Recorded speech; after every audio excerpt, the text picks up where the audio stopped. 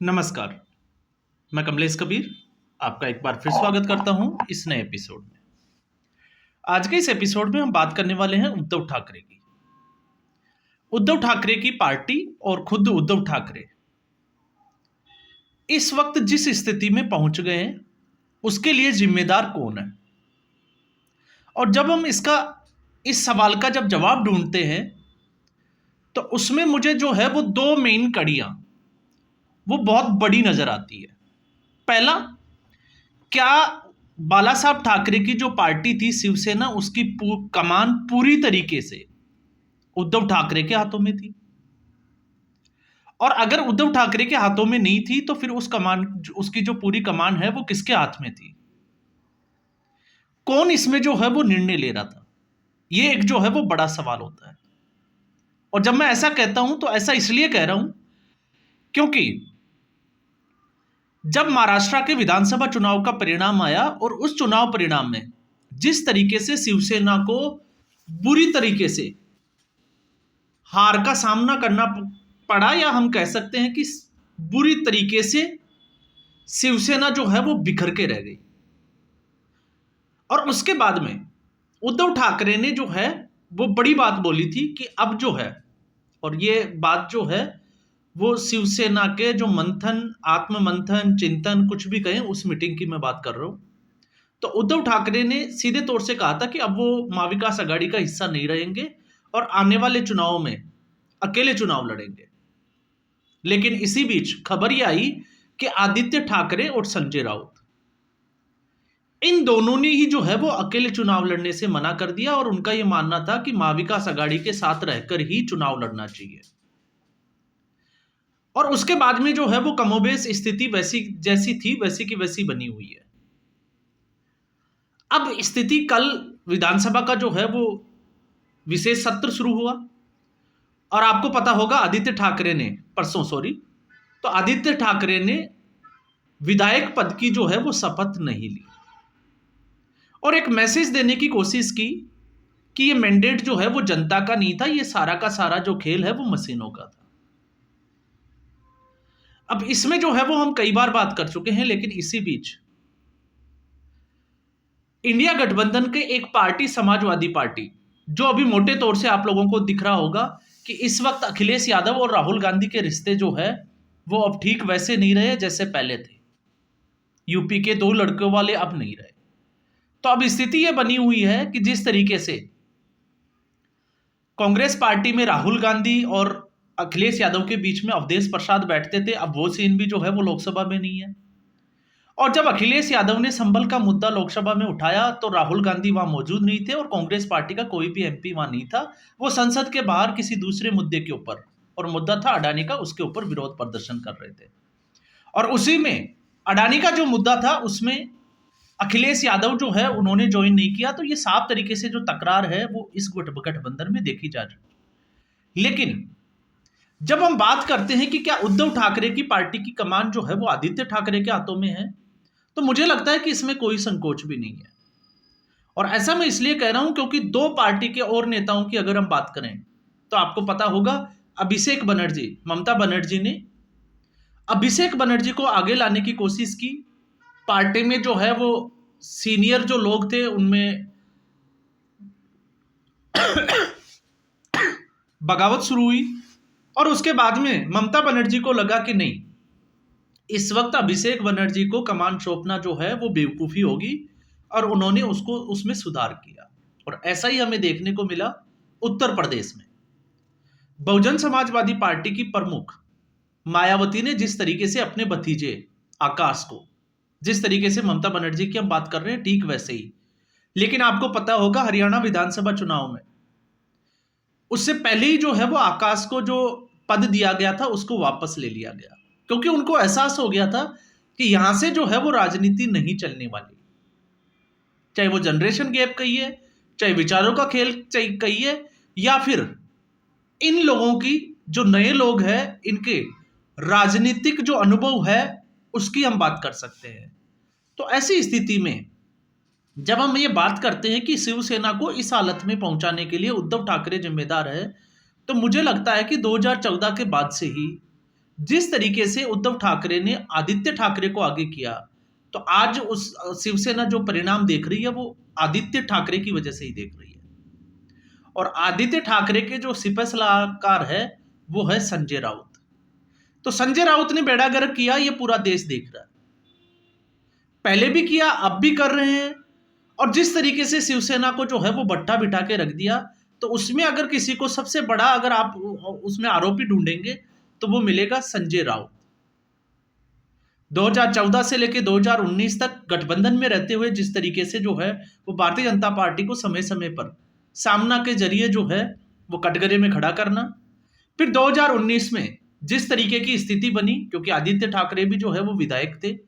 और ऐसे में जिस तरीके से बीजेपी के सामने समर्पण नहीं करने का और एक ईगो का मामला उठाया गया, और उस मामले की वजह से सबसे बड़ी भूल जो हुई वो हुई कि वो गठबंधन तोड़ के जो नेचुरल अलायंस था उसको तोड़कर महाविकास आघाड़ी कांग्रेस पार्टी के साथ चले गए। अब उद्धव ठाकरे को क्या मिला? तो उद्धव ठाकरे को जो है वो माननीय मुख्यमंत्री का जो है वो टेक जरूर मिला, लेकिन इसके अलावा अगर आप देखोगे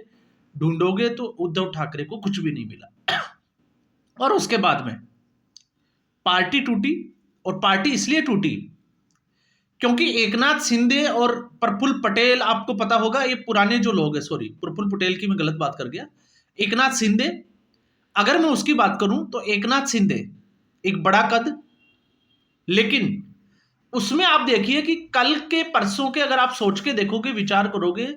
तो नए जो लड़के आते हैं राजनीति में, अगर वो ये सोचे कि पुराने लोगों को जो गद्दावर नेता है उनको अपने हिसाब से चलाएं, तो मुझे नहीं लगता कि पार्टी ऐसे कोई चलती होगी। और फिर उसके बाद में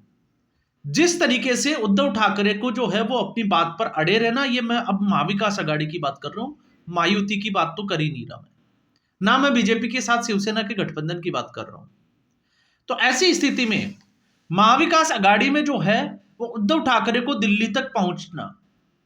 ये साफ तौर से दिखाता है कि उद्धव ठाकरे अकेले नहीं, इसके पीछे और भी लोगों का हाथ है। और अब जब परिणाम आ गया तो स्थिति यह है कि अब शिवसेना के पास कोई रास्ता बचता नहीं है। और ऐसी स्थिति में आप एक बार सोच के देखिए, इसी विधानसभा चुनाव में अगर उद्धव ठाकरे इंडिपेंडेंट चुनाव लड़ते, वो 288 के बजाय अगर 100 सीटों पे या 150 सीटों पे भी अकेले चुनाव लड़ते, महाविकास आघाड़ी का हिस्सा नहीं रहते, तो उनको कितनी सीटें मिलती? जो सीटें अभी उनके पास है उनसे मुझे लगता है कि शायद 5 सीट ज्यादा ही मिलती, लेकिन उसमें उनका जो जिसको कहें कि लोगों में सिंपैथी तो थी, लेकिन एक दबदबा जरूर बना रहता कि हाँ ये बाला साहब की ठाकरे की पार्टी है, गलती हुई लेकिन इन्होंने गलती में सुधार किया, और उससे शिवसैनिक जो है वो उनके साथ खड़े दिखाई देते। लेकिन ऐसा जो है वो उद्धव ठाकरे को नहीं करने दिया गया, और ये बात जो है वो साबित हो गई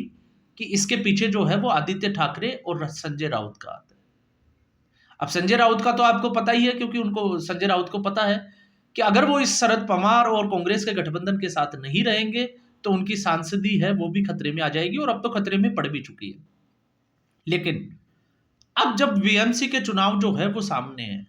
क्योंकि बीएमसी के चुनाव पिछले 2 साल से हुए नहीं है कोविड की वजह से, और पिछले 30 साल से अगर आप इतिहास उठा के देखोगे तो शिवसेना का एक तरफा दबदबा रहा है। तो ऐसी स्थिति में क्या शिवसेना को महाविकास आघाड़ी के साथ जाना चाहिए, कांग्रेस पार्टी और शरद पवार की पार्टी के साथ? तो अगर हम इसको पॉलिटिकली अगर हम एनालिसिस करते हैं तो फिर हमें इसका जवाब यह मिलता है कि उद्धव ठाकरे को अब जो है वो अपनी लड़ाई अकेले लड़नी चाहिए, क्योंकि जिस स्थिति में शिवसेना पहुंच चुकी है उससे बुरी स्थिति शिवसेना के लिए होने वाली है नहीं। अब इससे आगे अगर उसको सफर तय करना है तो उसको जो है वो अपना हिंदुत्व के मुद्दे पर जो वो लौटने की कोशिश कर रही है, और वही एक वजह है, आपने देखा होगा सामना में भी अभी एक जो है वो लेख लिखा हुआ है संभल हिंसा को लेके, संभल की जो मस्जिद है उसको लेके, और उसके बाद से समाजवादी पार्टी जो है वो पलटवार है शिवसेना के ऊपर। तो ये जो है वो मामला देखने को मिल रहा है। लेकिन जिस तरीके की आदित्य ठाकरे की जिद के सामने उद्धव ठाकरे अभी जो है वो पस्त नजर आ रहे हैं, मुझे नहीं लगता कि शिवसेना के इतिहास में ऐसा पहले कभी हुआ होगा कि बाला साहब ठाकरे के होते हुए राज ठाकरे या उद्धव ठाकरे उनके खिलाफ गए होंगे। लेकिन इस वक्त जब उद्धव ठाकरे जब ये कहते हैं कि उनको अकेले चुनाव लड़ना चाहिए और उसमें आदित्य ठाकरे अगर ये फैसला ले लेते हैं कि नहीं उनको महाविकास आघाड़ी के साथ ही चुनाव लड़ना चाहिए, तो आप समझ सकते हैं कि इस वक्त उद्धव ठाकरे की पोजीशन इस शिवसेना में किस हद तक की है। अगर उद्धव ठाकरे चाहते तो आज भी जब ये चुनाव थे तो उनके पास एक रास्ता बचा हुआ था अपनी शिवसेना को, जो खोई हुई जो पार्टी के जो नेता थे उनको साथ लाने का, उनका जो वोटर जो है वो उनसे नाराज लग रहा था, उनसे दूर जा रहा था, उसको एक साथ लाने का और अपने हिंदुत्व की पटरी पर लौट आने का सिर्फ इतना कहने की देर थी कि उनसे जो हुई वो एक राजनीतिक भूल थी। उनको कांग्रेस पार्टी के साथ नहीं जाना चाहिए था और कांग्रेस पार्टी के साथ जाने से उनको नुकसान हुआ, उनकी पार्टी टूट गई और आगे भविष्य में जो है वो ऐसा नहीं करेंगे और उसके बाद में वो सोचते हैं कि भारतीय जनता पार्टी के साथ में भी उनको गठबंधन करना है या नहीं करना। ये बाद का विषय था, लेकिन अगर वो इस तरीके का मैसेज अगर विधानसभा चुनाव में पहले ही दे देते और उनको दिख गया था जब उन्होंने मुख्यमंत्री पद पे दावेदारी ठोकी थी और उसके बाद में जिस तरीके से शरद पवार और कांग्रेस पार्टी ने जो है वो उसको नजरअंदाज किया, तो उनको एहसास हो गया था कि ये दोनों पार्टियां जो है वो उनको मुख्यमंत्री बनाने के लिए तैयार नहीं है और यही एक वजह थी कि इनका सेट शेयरिंग का जो फॉर्मूला है वो बुरी तरीके से फंसा हुआ था और उसके बावजूद कांग्रेस पार्टी सबसे ज्यादा सीटों पर चुनाव लड़ी, क्योंकि कांग्रेस पार्टी को लग रहा था कि ज्यादा सीटों पर जीत हासिल होगी तो मुख्यमंत्री उन्हीं का होगा, उद्धव ठाकरे की उनको जो है वो इस मामले में ज्यादा जरूरत पड़ेगी नहीं। खैर परिणाम ने जो है वो एक अलग ही जो है वो दिशा तय कर दी, लेकिन उस दिशा में आप देखोगे तो सबसे ज्यादा जो नुकसान हुआ है वो हुआ है उद्धव ठाकरे को। और उद्धव ठाकरे अब जो है उस स्थिति में बचे नहीं है। आज की अगर पोजीशन की हम बात करें कि अब वो जो अपनी खोई हुई प्रतिष्ठा है उसको हासिल कर पाएंगे और अगर करेंगे भी तो उनको उसको शिवसेना को जो है वो बहुत लंबा समय तय करना पड़ेगा और तब तक अगर आदित्य ठाकरे और संजय राउत जिस तरीके से अपने मनमानी भरे फैसले ले रहे हैं, अगर उसी तरीके से फैसले लेंगे तो आप देखिएगा बीएमसी में जो है वो उनको कितनी सीटें मिलती है और अगर सीटें मिलती भी है तो बीएमसी में कितनी सीटें जो है वो इनके पाले में आती है, क्योंकि अब जो है वो संभावनाएं कम नजर आती है, क्योंकि लोगों को और इन्होंने जिस तरीके से कल शपथ लेने से इनकार किया तो इन्होंने जनता के जो मैंडेट था उसका भी अपमान अपमान कर दिया और अब जनता को लग रहा है कि वो जो है वो ठगासा महसूस कर रहे हैं, क्योंकि शिवसेना जब जनता का जो मैंडेट था और लग रहा था कि ऐसा कुछ होने वाला है और उसमें भी जो है वो अगर मशीनों का खेल बता रही है, तो इसका मतलब साफ तौर से यह नजर आता है कि आदित्य ठाकरे की वजह से शिवसेना जो है वो अभी भी जनता के मूड को समझने में नाकाम है और अगर ये नाकामी चलती रही तो जो ममता बनर्जी और मायावती ने जो सबक लिया वो सबक अगर उद्धव ठाकरे ने नहीं लिया तो आप मान के चलिए आदित्य ठाकरे के पास अगर ये कमान ऐसे ही रही और संजय राउत उसके जो है वो सिपह सलाहकार रहे तो फिर इस पार्टी को खत्म होने से कोई बचा नहीं सकता और स्थिति ये हो जाएगी कि जो सीटें हैं वो भी नहीं रहेगी। क्यों? क्योंकि जो जीते हुए एमएलए हैं वो भी एकनाथ शिंदे के साथ जा सकते हैं जिसकी पूरी संभावना है।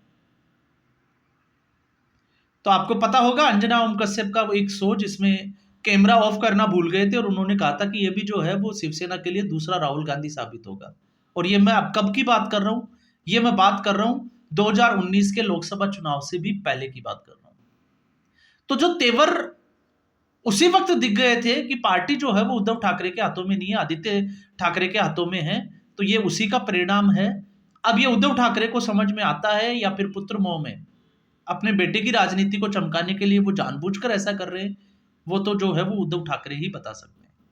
तो आज के एपिसोड में बस इतना ही। उम्मीद करूंगा वीडियो एपिसोड आपको पसंद आया होगा। वीडियो को लाइक करें, शेयर करें, चैनल जरूर सब्सक्राइब करें। धन्यवाद।